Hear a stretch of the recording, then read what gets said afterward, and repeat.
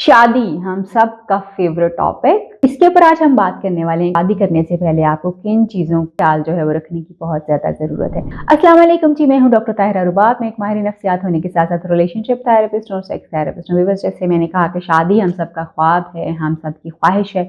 और हमारी सोसाइटी में शादी की अहमियत बहुत ज़्यादा है और होनी भी चाहिए क्योंकि ये ताल्लुक बहुत अहम होता है,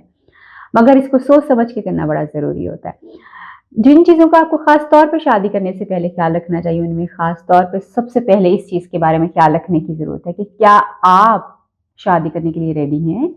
जो आप शादी करने वाले हैं, क्या इसमें आपकी रेडीनेस है? क्या आप वाक़ई मेंटली, फिज़िकली, इमोशनली,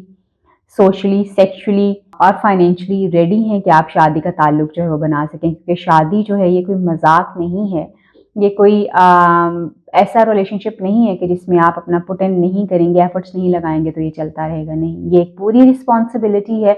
जिसके ऊपर आपको एफर्ट्स लगानी होती हैं, आपको मेहनत करनी होती है और इस रिलेशनशिप को बनाना होता है बिल्कुल आपने। तो सबसे पहली चीज़ जो आपको सोचने की ज़रूरत है वो ये है कि क्या आप शादी के लिए तैयार हैं? नॉट ओनली फाइनेंशियली मगर बाकी चीज़ों के साथ भी, जैसे मैंने भी आपको कहा। सेकंड इम्पॉर्टेंट चीज़ जो आपको जिसका ख्याल रखने की ज़रूरत है वो ये है कि आप किस तरह के पार्टनर के साथ ज़िंदगी गुज़ारना चाहते हैं, यानी आपको कैसा पार्टनर अपनी ज़िंदगी में चाहिए, क्योंकि हमारे एक्सपोज़र्स बड़े डिफरेंट हो चुके हुए हैं, डायनामिक्स बहुत डिफरेंट हो चुके हुए हैं, चीज़ें बहुत डिफरेंट हो चुकी हुई हैं, लोगों की प्रेफ़रेंसेस बहुत डिफरेंट हो चुकी हैं। मगर अगर उसके बावजूद भी जो है वो आप एक ट्रेडिशनल शादी की तरफ जाना चाहते हैं कि जी आपने अपने पेरेंट्स की मर्ज़ी से ही शादी करनी है, तो honestly telling you the truth, अपने पेरेंट्स को सबसे पहले तो खुद समझिए कि आपको किस तरह के इंसान के साथ शादी करनी है और वो 2, 3, 4 चीज़ें जो आपको बड़ी इंपॉर्टेंट लगती हैं अपने पार्टनर में, आप देखना चाहते हैं कि वो इस तरह का दिखता हो, इस तरह से बोलता हो,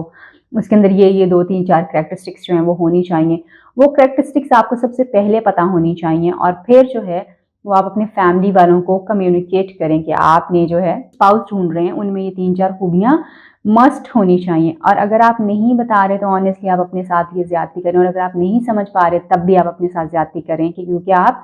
ब्लाइंडली जंप करने वाले हैं और आने वाले दिनों में यही चीज़ें जो आपके लिए बहुत बड़ा एक कॉम्प्लिकेशन और प्रॉब्लम हो सकता है, क्योंकि फैमिली अपनी मर्ज़ी से आपके लिए स्पाउस तलाश करेगी जो उनको पसंद होगा। वो आपकी मर्ज़ी, क्योंकि आपने उनको बताया नहीं, तो वो कैसे समझ सकते हैं कि आपको किस तरह का स्पाउस चाहिए और किस तरह का पार्टनर आपकी रिक्वायरमेंट है। सो ट्राई अंडरस्टैंडिंग कि जी आपको पार्टनर जो है वो कैसा चाहिए, उसमें 2-3 मे बी उसमें खूबसूरती हो, उसमें हाइट हो, उसमें हाईली हाईली एजुकेटेड वो बंदा होना चाहिए, जॉब करता हुआ होना चाहिए, आपके एज का होना चाहिए, आपसे बड़ा होना चाहिए, छोटा होना चाहिए। जो भी चीज़ें आपको मैटर करती हैं, अट्रैक्ट करती हैं स्पाउसल रिलेशनशिप में, या आप चाहते हैं कैसा होनी चाहिए चीज़ें, वो आप ज़रूर कम्युनिकेट कीजिए अपने घर वालों से ताकि आपका स्पाउस जो है वो उस हिसाब से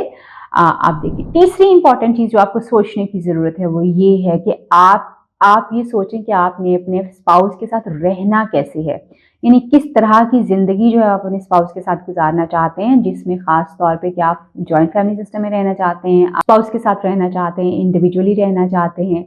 आप जो है वो अपने स्पाउस के साथ जो है वो किस तरह का टाइम जो है वो गुजारना चाहते हैं, आप अपने स्पाउस के से कौन सी एक्सपेक्टेशंस जो हैं वो आपकी हैं, आप लोग फैमिली अपनी कब स्टार्ट करना चाहते हैं, कितना टाइम लेंगे आप एक दूसरे को अंडरस्टैंड करने के लिए, ये सारी चीज़ें जो हैं वो आपको पहले से पता होनी चाहिए कि किस तरह का लाइफस्टाइल जो है वो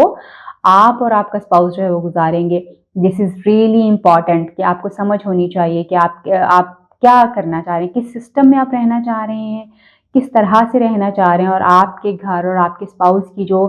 अपनी लाइफ है उसका स्टाइल जो है वो क्या होगा। देन बहुत क्लियरली जो है ये अंडरस्टैंड कर लीजिए कि आपको क्या स्पाउस जो है वो फाइनेंशियली स्ट्रॉन्ग चाहिए, या फिर वो जो है जॉब करता हुआ आपको इंसान जो है वो चाहिए, या आपको बिजनेस करता हुआ कोई आदमी जो है वो चाहिए, क्योंकि हर काम की और हर चीज़ की अपनी अपनी जो है रिस्पॉन्सिबिलिटीज़ हैं, रोल्स हैं और अपनी अपनी चीज़ें जो हैं वो होती हैं। ये ज़रूर समझिए कि आपको कौन-सा बंदा जो है वो चाहिए। अगर आप फीमेल चूज़ कर रहे हैं तो क्या वो जॉब करती होनी चाहिए? क्या आपकी ये रिक्वायरमेंट तो नहीं है कि वो शादी के बाद जॉब नहीं करेगी? और अगर आप वो शादी के बाद जॉब नहीं करवाना चाहते तो आप पहले से अपने लिए एक ऐसी फीमेल ढूँढिए जो कि जॉब ना करती हो, जो आपके फैमिली लाइफ़स्टाइल के साथ जो है वो ना मिलती हो। इसी तरह से अगर आपको एक ऐसा बंदा चाहिए जो कि बड़ा फैमिली ओरिएंटेड हो, जो कि लविंग एंड केयरिंग हो, तो इसको फ़ोकस कीजिए, ना कि सिर्फ़ इस चीज़ को फ़ोकस कीजिए कि जो बड़ा अच्छा कमाता हो, वो बड़ा गुड लुकिंग हो और ये वो। ये चीज़ें I am just giving an example, हो सकता है आपके लिए कुछ और इम्पॉर्टेंट हो, तो आप उसको जो है वो ज़रूर अंडरस्टैंड करें। देन बहुत इम्पॉर्टेंट जो है वो ये है कि ये ज़रूर सोचिए कि आप अपने स्पाउस के साथ जो है वो कितनी ज़्यादा फ्रैंकनेस के ऊपर जो है वो जाना चाहते हैं, क्या-क्या चीज़ें शेयर करेंगे, कितना शेयर करेंगे अपनी लाइफ़ को और किस-किस चीज़ के बारे में आप ओपनली जो है वो बात कर रहे होंगे, ताकि आपको पहले से पता हो कि आपने अपना स्पाउस के साथ कितना कंफर्टेबल जो है वो होना है और कितनी चीज़ें जो हैं आपने उनके साथ शेयर करनी है। Let me tell you the truth, ये रिलेशनशिप इतना खूबसूरत होता है कि इसमें आप जितना ज़्यादा एक-दूसरे के साथ फ्रैंक होते हैं, जितना ज़्यादा एक-दूसरे के साथ अटैच होते हैं, इसमें उतनी ही खूबसूरती आती है। ख्याल रखिए, उम्मीद करती हूँ ये कुछ टिप्स आपको हेल्प कर पाएँगे आपके स्पाउस को चूज़ करने में।